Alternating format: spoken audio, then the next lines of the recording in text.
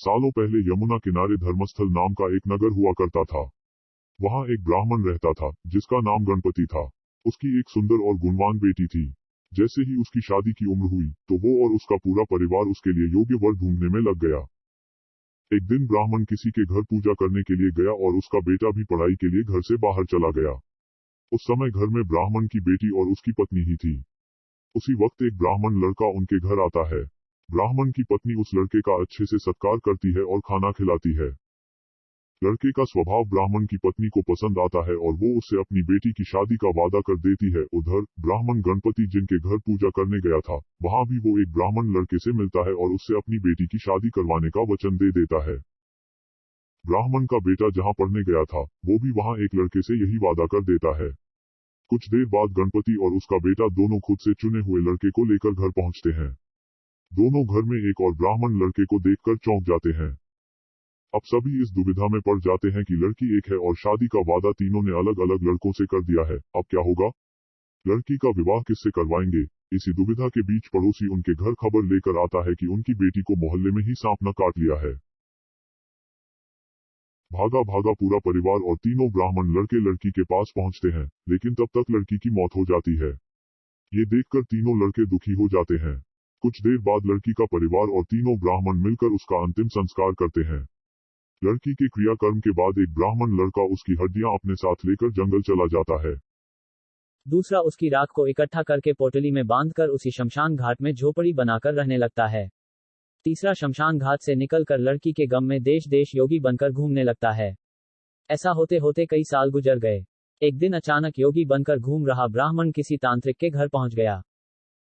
ब्राह्मण को घर में देखकर तांत्रिक खुश हुआ और उसका सत्कार किया। तांत्रिक ने योगी से कुछ दिन अपने घर में ही रहने के लिए कहा। तांत्रिक की जिद देखकर योगी उनके घर में ही रुक गया। एक दिन तांत्रिक अपनी विद्या में बहुत लीन था और उसकी पत्नी सबके लिए खाना बना रही थी। उसी वक्त उनका बेटा रोने लगा और अपनी मां को परेशान करने लगा। तांत्रिक की पत्नी से उसे बहुत संभालने की कोशिश की, लेकिन वो नहीं माना। आखिर में तांत्रिक की पत्नी को इतना गुस्सा आया कि उसने अपने बच्चे की पिटाई कर दी। उसके बाद भी जब बच्चा चुप नहीं हुआ तो उसने उसे चूल्हे में डालकर जला दिया।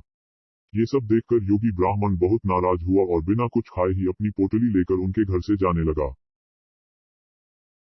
इतने में तांत्रिक आया और योगी से कहा, महाराज खाना तैयार है, आप इस तरह गुस्से में बिना खाए यहाँ से न जाएं। गुस्से में योगी ने कहा, मैं इस घर में एक मिनट भी नहीं रुक सकता। जहाँ ऐसी राक्षसी रहती हो वहाँ मैं कैसे कुछ खा सकता हूँ? इतना सुनते ही तांत्रिक झट से चूल्हे के पास जाता है और एक किताब से एक मंत्र पढ़कर अपने बेटे को जिंदा कर देता है।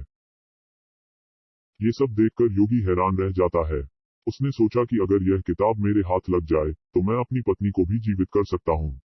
योगी यह सोच ही रहा होता है कि उधर तांत्रिक बेटे को जीवित करने के बाद फिर से योगी से खाना खाने का आग्रह करता है। योगी खाना खाता है और वहीं रुक जाता है। अब योगी के दिमाग में बस यही चल रहा था कि बस वो किसी तरह से उस किताब को हासिल कर ले। सोचते सोचते रात हो जाती है। सब खाना खाकर सो जाते हैं। आधी रात को योगी उस मंत्र वाली किताब को लेकर तांत्रिक के घर से सीधे उस शमशान घाट पहुंचता है, जहां ब्राह्मण की लड़की का अंतिम संस्कार किया गया था। वो सबसे पहले झोपड़ी बनाकर उसी जगह रह रहे ब्राह्मण को बुलाता है और उसे सारी कहानी सुनाता है। इसके बाद दोनों मिलकर फकीर बने ब्राह्मण को ढूंढते हैं। फकीर ब्राह्मण के मिलते ही योगी ब्राह्मण दोनों से कहता है कि लड़की की हड्डी और राख लेकर आओ, मैं उसे जिंदा करूंगा। दोनों ऐसा ही करते हैं। राख और हड्डी इकट्ठा करने के बाद लड़की को जलाई हुई जगह में योगी ब्राह्मण मंत्र पढ़ता और लड़की जिंदा हो जाती है। ये देख तीनों ब्राह्मण खुश हो जाते हैं। इतनी कहानी सुनाकर बेताल चुप हो जाता है। कुछ देर बाद वह राजा विक्रम से पूछता है, बताओ वह लड़की किसकी पत्नी हुई? विक्रमादित्य बेताल के दोबारा उड़ने के डर से जवाब नहीं देते।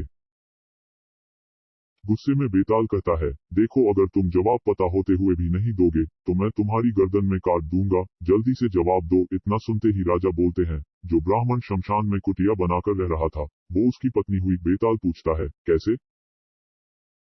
तब विक्रमादित्य जवाब देते हैं, जो हड्डी चुनकर फकीर बन गया वो उसका बेटा हुआ। जिसने तांत्रिक विद्या से उसे जीवित किया वो उसके पिता समान हुआ और जो उसकी राख के साथ जीवन जी रहा था वो ही उसका पति हुआ।